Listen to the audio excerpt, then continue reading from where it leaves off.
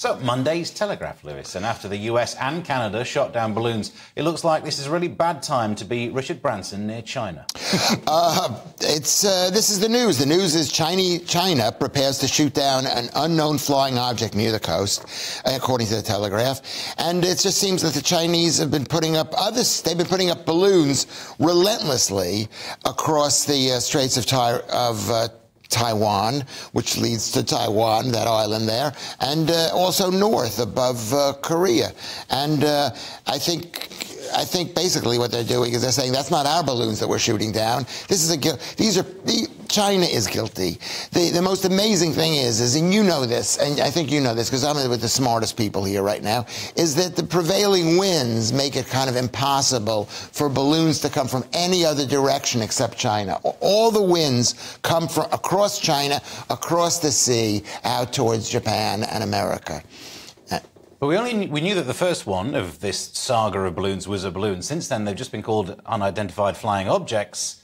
Simon, is this how it happens in films? Well, there's two things. I always remember Joan Rivers saying that, the thing about UFOs is they never land in Harvard. They always land in kind of, rural areas with some kind of dungarees. Whereas the one they shot down here was on Shandong province. And Shandong, apart from being the birthplace of Confucius, had the biggest Chinese Buddhist temples and also has the most mystical Taoist mountain. So clearly there's a woo factor there. But the other thing about this too is that the weather balloon, the Chinese said that the weather balloon that the Americans shot down was blown off course. Back to your point about the prevailing winds. Yeah. My point is, if it was a weather balloon, wouldn't it have known which way the wind was blowing, for goodness sake? Bob Dylan. Round of applause for Bob Dylan. Do you know what I mean? Yeah. Covering a lot of ground. That Shandong place is up by Korea, is up by Japan. Well, it's on the right. Well, it's on the eastern coast. It's about up to a third of the way down China. But the thing about this is, it does sound like a huge children's party gone badly wrong, doesn't it? I mean, these balloons are kind of going up. Any of these balloons in the shape of a number? If so, it's just someone's birthday. It's a hen party. There's also the fact that you know what the news is like. The one thing happens, and then the newspapers search for other examples of it. Like, I know a friend who was doing a bit of research during the Trump administration. There were like 3 or 4 balloons from China that was spotted not needing to be shot down because they never made the news in the same way. But there could be a narrative as in Biden's not strong enough against balloons, and that's why it was big in America, and then we drank from that same... Actually, that bit of information has been disproven.